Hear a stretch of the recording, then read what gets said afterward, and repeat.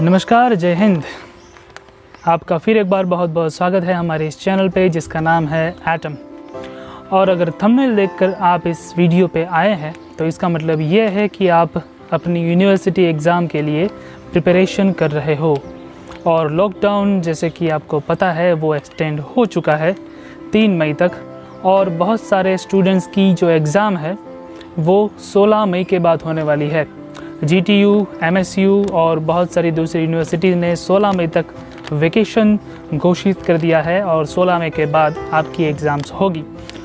और बहुत सारी यूनिवर्सिटीज़ का अभी कुछ पता नहीं है, जैसे कि पारुल में और GSFC वगैरह यूनिवर्सिटीज़ में क्या होने वाला है, कुछ अभी तक डिक्लेयर नहीं हुआ है, लेकिन आशा है कि जल्द ही वो भी डिक्लेयर हो जाएगा।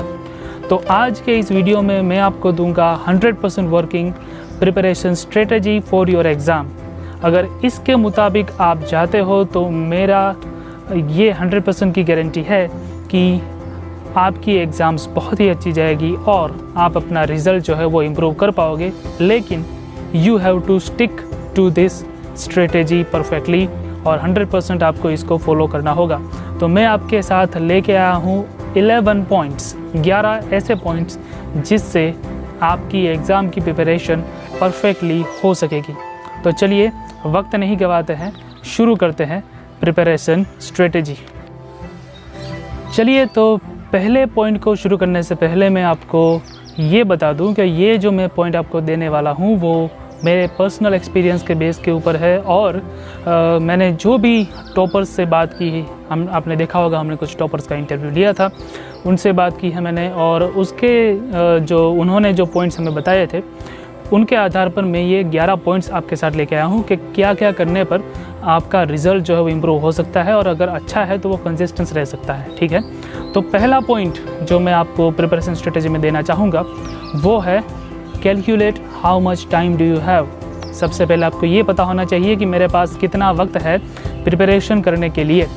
अब अगर आप देखोगे तो सबके पास ऑन एन एवरेज एक जैसा ही टाइम है, क्योंकि इससे पहले बहुत सारे लोगों ने प्रिपरेशन नहीं की है ये सोचकर कि हमारी एग्ज़ाम नहीं होगी, हमें मास प्रमोशन मिल जाएगा। तो अब सडनली सबको एग्ज़ाम आ गई है तो सभी लोग टेंशन में हैं।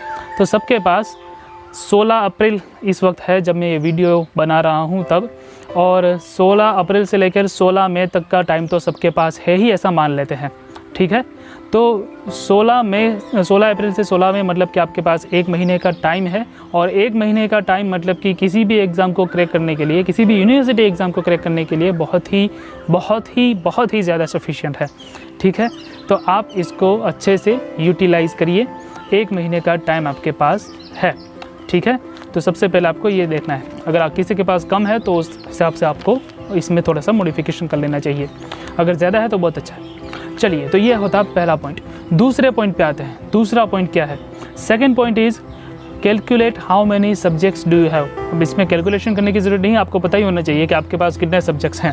अब इसमें आपको दोनों चीज़ मिलानी होगी, आपको रेगुलर सब्जेक्ट्स भी देखने होंगे और आपको अपने बैकलॉग्स, मतलब कि आप अगर फेल हो किसी सब्जेक्ट में, आपके पास 80 KT है तो आपको वो भी देखना होगा। ओके, तो मैं अभी मान लेता हूँ आपके पास कोई भी 80 KT नहीं है तो आपको 6 से लेके 7 सब्जेक्ट्स जो है वो करने होंगे। ठीक है, तो 6 से लेके 7 सब्जेक्ट्स आपको 30 दिन के अंदर करने हैं। ठीक है, तो ये हो गया आपका दूसरा पॉइंट।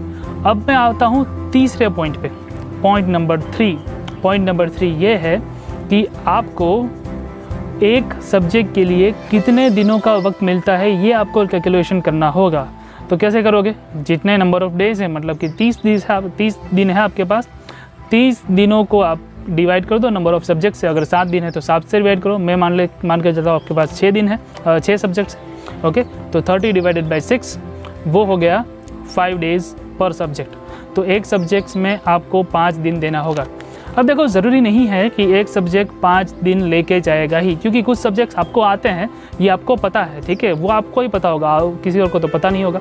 अब कुछ सब्जेक्ट्स जैसे कि मान लो कम्युनिकेशन स्किल हो गया, अब कम्युनिकेशन स्किल के लिए ज़्यादा टाइम देने की कोई ज़रूरत नहीं है। ठीक है, वो 2 दिन बहुत है उसके लिए। इंग्लिश हो गया, 2 दिन बहुत है उसके लिए। ठीक है, तो ऐसे सब्जेक्ट्स को छोड़ दो। जो टेक्निकल सब्जेक्ट है जैसे कि मैथ्स है, उसमें ज़्यादा टाइम देने की ज़रूरत है। अब वो आपको देखना है, वो है हमारा पॉइंट नंबर 4। ठीक है, पॉइंट नंबर 4 में आपको क्या देखना है? ये देखना है कि आप एक सब्जेक्ट को कितने दिन देते हो। ओके, ये तो तय है कि भाई 5 दे तो 5 दिन मिनिमम देने होंगे, मैक्सिमम देने होंगे, या यूँ बोल लो। तो आपको एक सब्जेक्ट को कितने दिन देने हैं, कुछ को कम कुछ को ज़्यादा। तो सबसे पहले आपको कैलेंडर लेके बैठना है, ठीक है। यहाँ पे कैलेंडर एक ले लो, कैलेंडर में लिखो कि एक सब्जेक्ट को मैं कितने दिन दूंगा, और डेट वाइज लिखो कि मान लो अगर आप 16 अप्रैल से शुरू कर रहे हो या फिर 17 अप्रैल से शुरू कर रहे हो, तो 17, 18, 19 या 20 मैं मान लो कि इंजीनियरिंग मैकेनिक्स करूंगा। ओके, उसके बाद तुम कोई भी डिफ़िकल्ट सब्जेक्ट जो तुमको नहीं आता, सबसे पहले डिफ़िकल्ट सब्जेक्ट लो जो तुमको नहीं आता, ठीक है। तो टेक डिफ़िकल्ट सब्जेक्ट फर्स्ट, और डेट के हिसाब से, ओके, डेट के हिसाब से उसको बनाओ कि भाई 16 तारीख, 17 तारीख, 18 तारीख, 19 तारीख में मैकेनिक्स करूँगा। या फिर उसके बाद तुम ये बनाओ कि इंजीनियरिंग ड्राइंग जो है उसमें भी टाइम देने की ज़रूरत है, तो 20, 21, 22, 23 तारीख तक मैं ड्राइंग करूँगा। उसके बाद मैथ्स करूँगा इतने दिन, उसके बाद इतने दिन ये करूँगा। ओके, ये सब आपको बनाना होगा।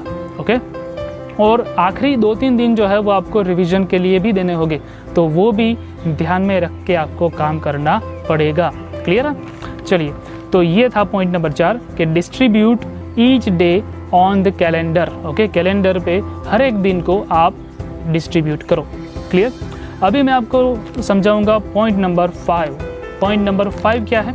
पॉइंट नंबर 5 है devote perfect and regular time for a day.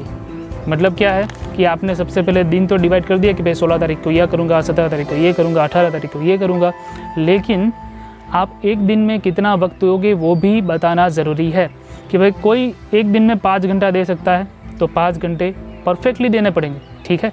अगर 6 घंटे देते हो तो बहुत अच्छा है, 7 घंटे देते हो तो बहुत अच्छा है, 8 घंटे देते हो तो और भी ज़्यादा अच्छा है, ठीक है। लेकिन ये भी ज़रूरी है कि आपको अच्छे से नींद लेनी चाहिए, ठीक है। ये भी प्रिपरेशन स्ट्रेटेजी का एक पार्ट ही है। तो प्रिपरेशन स्ट्रेटेजी में अच्छे से नींद लो। पहले तो 7 घंटे की कम से कम नींद जो है वो अलग कर लो तुम। अब ये तुम पर डिपेंड करता है तुम कंटिन्यूस लेते हो या स्लॉट्स में लेते हो, ठीक है, लेकिन 7 घंटे से ज़्यादा नहीं। क्लियर?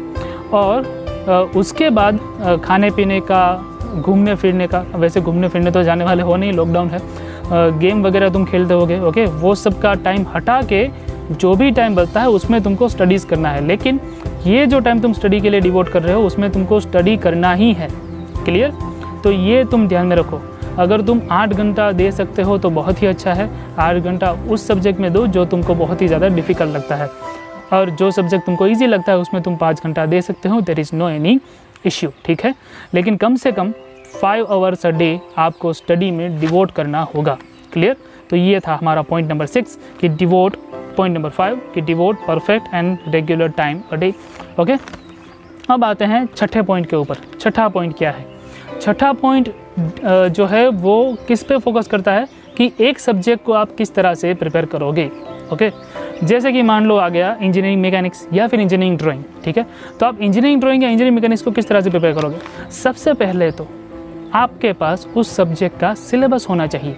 ओके, सिलेबस आपके पास या तो प्रिंट में होना चाहिए या तो आपने लिखा हुआ होना चाहिए, ठीक है। तो वो आपके पास होना ज़रूरी है। क्लियर? फोटो हो तो भी चलेगा, लेकिन आपके पास सिलेबस तो होना चाहिए। आपको ये क्लियर होना चाहिए कि मुझे इतना ही करना है। क्लियर? चलिए, उसके बाद आपके पास उस सब्जेक्ट का मटेरियल होना चाहिए। मटेरियल मतलब क्या है कि मटेरियल मतलब कि या तो आपके क्लास में से मतलब कि ट्यूशन में से या फिर आपके कॉलेज की क्लास में से आपको कोई ना कोई चीज़ें दी होगी, वो पैम्पलेट वगैरह देते हैं वो लोग, ठीक है।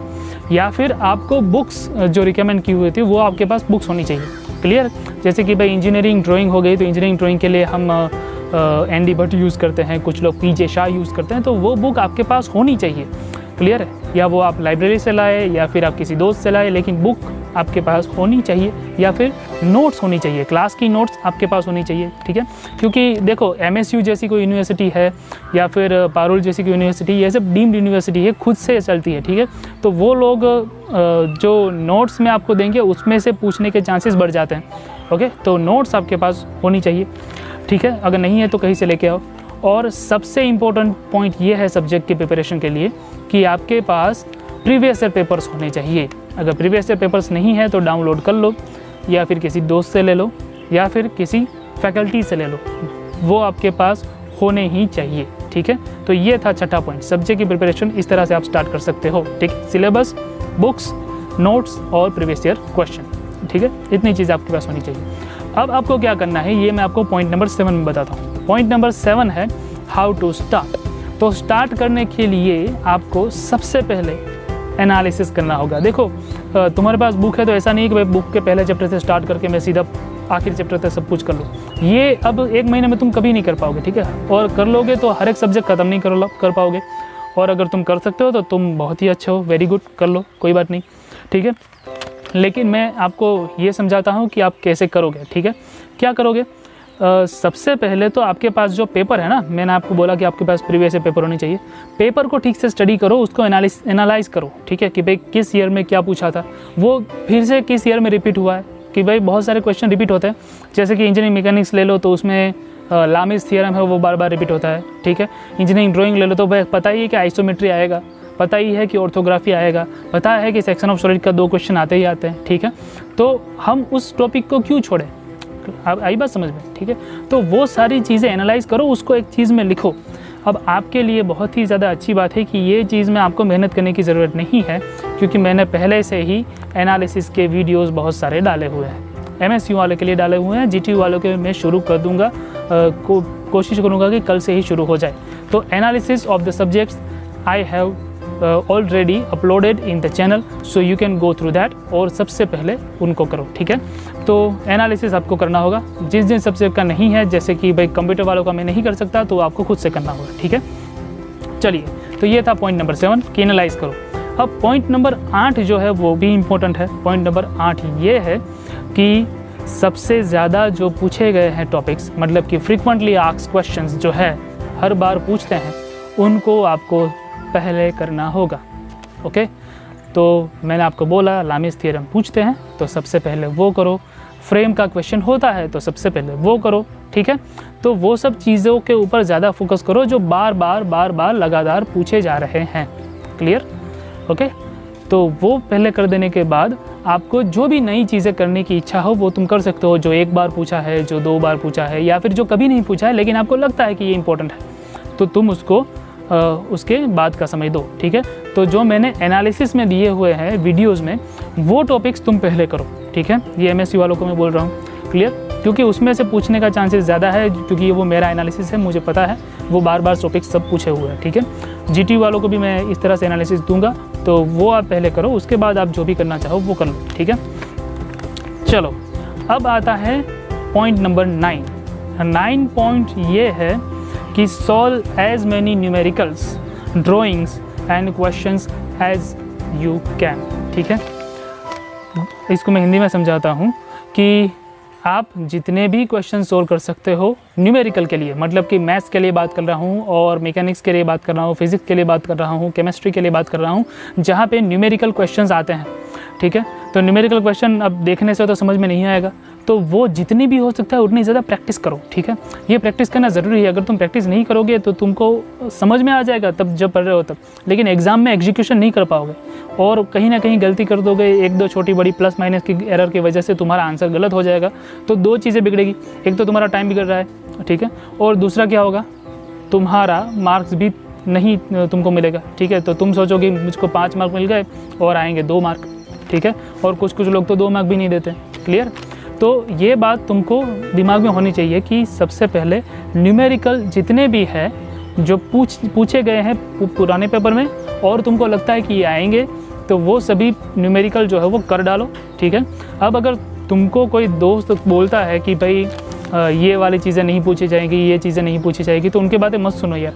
देखो, ये मेरा अनुभव है, मेरा एक्सपीरियंस है। कभी कभी क्या होता था, मैं कुछ चीज़ें छोड़ता था, हम वो ऑप्शन में निकालते हैं ना, अब वो ऑप्शन में निकाल के आए, पता चला कि एग्ज़ाम में सबसे पहला क्वेश्चन वही है, वही कंपलसरी में आ जाता है, ठीक है। तो ये चीज़ हर एक को एक्सपीरियंस होती है कि हम जो स्किप करते हैं वही चीज़ एग्ज़ाम पेपर में होती है कंपलसरी में, तो तुम उसको स्किप नहीं कर पाते, वो मार्क्स लेके ही जाता है तुम्हारे, ठीक है। तो ये चीज़ मत करो, जो तुमको अंदर से लगता है ना कि इसको करना है तो कर दो, ठीक है। 1 या 2 घंटा ज़्यादा जाएगा, ठीक है, और कुछ चीज़ें होने वाली नहीं है, क्लियर। तो ये था हमारा 9 पॉइंट कि जितना भी ज़्यादा हो चुके उतना तुम सॉल्व करो। अभी मैं तुमको 10th पॉइंट देता हूँ, ये बहुत ही ज़्यादा ज़रूरी है। 10th पॉइंट क्या है दोस्तों? 10th पॉइंट ये है कि आपको रिवीजन पे भी ध्यान देना होगा। रिवीजन पे ध्यान देना होगा मतलब क्या है कि मान लो कि अभी तुमने एक सब्जेक्ट कर लिया, सबसे पहले तुमने मान लो इंजीनियरिंग मैकेनिक्स कर लिया, ठीक है। अब मैकेनिक्स मेरा फेवरेट सब्जेक्ट है तो मैं बार बार बोलता हूँ, ठीक है। अब इंजीनियरिंग मैकेनिक्स तुमने कर लिया, ठीक है। इंजीनियरिंग मैकेनिक्स तुमने सबसे पहले स्लॉट में रखा था, उसके बाद तुमने मैथ्स किया, उसके बाद तुमने ड्राइंग किया, उसके बाद तुमने केमिस्ट्री किया, उसके बाद तुमने फिजिक्स किया, ठीक है। अब क्या हुआ कि फिजिक्स जब तुमने किया तब तक तुम इंजीनियरिंग मैकेनिक्स भूल चुके होगे, ठीक है। अब अगर ऐसा हुआ तो क्या होगा कि फिर से वो तुमको पहले से स्टार्ट करना होगा इंजीनियरिंग मैकेनिक्स, और ऐसा लगेगा कि भाई मैंने जो पढ़ रहा हूँ वो मुझे याद नहीं रह रहा है, ठीक है। और इससे तुम डीमोटिवेट भी होगे। तो ऐसी चीज़ें मत करो कि एक सब्जेक्ट कर दिया उसके बाद उसको भूल जाओ, ऐसा मत करो, ठीक है। तो अगर तुम जो भी सब्जेक्ट कर रहे हो ना, ठीक है, मान लो तुमने पहले इंजीनियरिंग मैकेनिक्स पूरा खत्म कर लिया, कर लो, कोई बात नहीं। लेकिन जब दूसरा सब्जेक्ट शुरू कर रहे हो उससे 1 घंटे पहले वो पुराना जो सब्जेक्ट था उसको एक बार रिवाइज करो, ओके। तो हर एक सब्जेक्ट की नोट्स बनाते जाओ खुद से, क्लियर। नोट्स बनाना बहुत ही ज़्यादा ज़रूरी है, क्योंकि वो जो है वो आपको रिवीजन में बहुत ही अच्छी तरह से काम आती है। उसको हम बोलते हैं शॉर्ट नोट्स, ठीक है। अब शॉर्ट नोट्स में क्या आता है, शॉर्ट नोट्स में सिर्फ कुछ पॉइंट्स आते हैं, कीवर्ड्स आते हैं। मतलब कि कोई थियरी है तो पूरी थियरी नहीं आएगी, ठीक है। अब थियरी है मान लो फैराडेज लॉ, ठीक है, तो फैराडेज लॉ में कुछ पॉइंट जो आते हैं वही आएंगे, क्लियर। जैसे कि भाई आपके पास इलेक्ट्रोलाइट होना चाहिए, उसमें जो इलेक्ट्रोड्स वो है वो कौन कौन से होने चाहिए, उसमें मास क्या होना चाहिए, उसकी डेफिनेशन क्या है, वही पॉइंट आने चाहिए, ओके। पूरा पैराग्राफ नहीं आना चाहिए। तो इस तरह से तुम शॉर्ट नोट बनाओगे तो तुम आसानी से उसको रिवाइज़ कर पाओगे, 1 घंटे में पूरा सब्जेक्ट भी रिवाइज़ कर सकते हो, ठीक है। तो रिवीजन करते जाओ, हर दिन हर एक सब्जेक्ट, अलग अलग सब्जेक्ट को रिवाइज़ करो और पूरे सभी सब्जेक्ट को मिक्स करके पढ़ो, तो वो तुमको ज़्यादा आसानी से समझ में आएगा और रिवीजन भी कंटिन्यूसली होता रहेगा। हर एक टॉपर यही करते हैं, मैंने हर एक का इंटरव्यू लिया, उसमें यही पूछा था उनसे, ठीक है। और उन्होंने यही जवाब मुझसे दिया था कि सब्जेक्ट को एक के बाद एक करके पढ़ने से ज़्यादा अच्छा है उसको मिक्स करके पढ़ना चाहिए, ठीक है। चलिए, अब जो 11वां पॉइंट है वो बहुत ही ज़्यादा इम्पोर्टेंट है, वो ये है कि अफवाहों से बचो।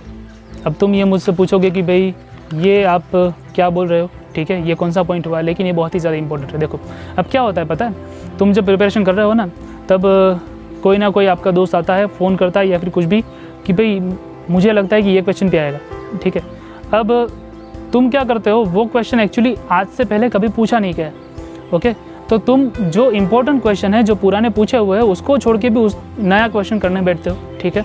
अब नया क्वेश्चन है तो ऑब्वियसली डिफ़िकल्ट हो सकता है, ये भी हो सकता है कभी कभी बहुत ही ज़्यादा डिफ़िकल्ट हो, और तुम उसमें ना डाइवर्ट होते हो, ठीक है। तो ये डाइवर्ट होने में तुम खुद को डीमोटिवेट भी करोगे, दूसरा टाइम जो तुम दूसरे क्वेश्चन में दे सकते हो वो भी नहीं दे पाओगे, और आखिर में ये होगा कि मेहनत बहुत ज़्यादा की लेकिन हाथ में कुछ नहीं आया, ठीक है। तो इससे डीमोटिवेशन बढ़ता है, तो ये चीज़ें मत करो। दूसरा कि भाई चलो पढ़ने के टाइम पे तुमको मूवीज़ देखने की इच्छा हुई, ठीक है, तो डिस्ट्रैक्शन वाला पॉइंट, ठीक है, तो वो भी बहुत ही बड़ी प्रॉब्लम क्रिएट कर सकता है। गेम्स खेलने की इच्छा हुई, अब देखो गेम्स इतनी भयानक चीज़ है, मुझे खुद का एक्सपीरियंस है मेरा कि एक टाइम ऐसा था जब मुझे भी बहुत ही ज़्यादा एडिक्शन था गेम का, और मैं अगर कोई गेम शुरू करता था रात के 9 बजे तो उसको सुबह 6 बजे तक पूरी फिनिश करके ही खड़ा होता था, ठीक है। तो ये एडिक्शन मुझे भी था। अब इस एडिक्शन से बाहर आना, शायद मूवी से तुम बाहर आ सकते हो, मूवीज़ के एडिक्शन से, मूवीज़ 3 घंटे में ख़त्म हो जाती है, ठीक है, लेकिन गेम ऐसी चीज़ है जो हफ्ते तक 2 हफ्ते तक ख़त्म नहीं होती। कुछ होती है ना वो कैंडी क्रश जैसी गेम्स, चलती रहती है, ठीक है। तो ऐसी गेम्स से बचो, ठीक है। तो ख़ास करके ये चीज़ें ध्यान रखो कि डिस्ट्रैक्ट मत हो। 5 घंटा अगर तुमने डिसाइड किया है कि तुम पढ़ोगे तो पढ़ो। यही आखिरी पॉइंट बहुत ही ज़्यादा इंपॉर्टेंट है। आखिरी पॉइंट को मैं नाम देता हूँ stick to the strategy. Clear है? ये स्ट्रेटजी पूरी दिमाग में बिठा लो कि आज मेरा टारगेट इतना है, वो मुझे ख़त्म करना ही है, चाहे कुछ भी हो जाए। तब जाके तुम्हारा काम जो है वो बनेगा, तुमको रिज़ल्ट मिलेगा, पूरे दिन का भी रिज़ल्ट मिलेगा, सेटिस्फेक्शन भी मिलेगा पढ़ने का, और बाद में तुम चाहे जितनी भी गेम्स खेल लो, लेकिन जो भी तुम्हारा टारगेट है वो पहले ख़त्म करो, ठीक है। चलो, तो इतनी थी ये प्रिपरेशन स्ट्रेटजी। आशा है कि आपको कुछ नई चीज़ यहाँ पे मिली होगी। अगर आपको ये लगा कि ये चीज़ मैं पहले से करता आ रहा हूँ तो वेरी गुड, क्योंकि यही है जो आपको ज़ीरो से हीरो बनाएगी, यही आपको डल से टॉपर की ओर ले जाएगी, ठीक है। चलिए, तो मिलते हैं अगले वीडियो में, और आपका जो भी रिव्यूज़ है, आपकी जो भी कमेंट्स है वो ज़रूर नीचे कमेंट सेक्शन में लिखिएगा। और दूसरे वीडियोस की लिंक मैंने डिस्क्रिप्शन बॉक्स पे डाली हुई है, तो वहाँ पे जाके आप दूसरे वीडियोस भी देख सकते हो। चलिए मिलते हैं अगले वीडियो में। Good bye, see you soon, जय हिंद।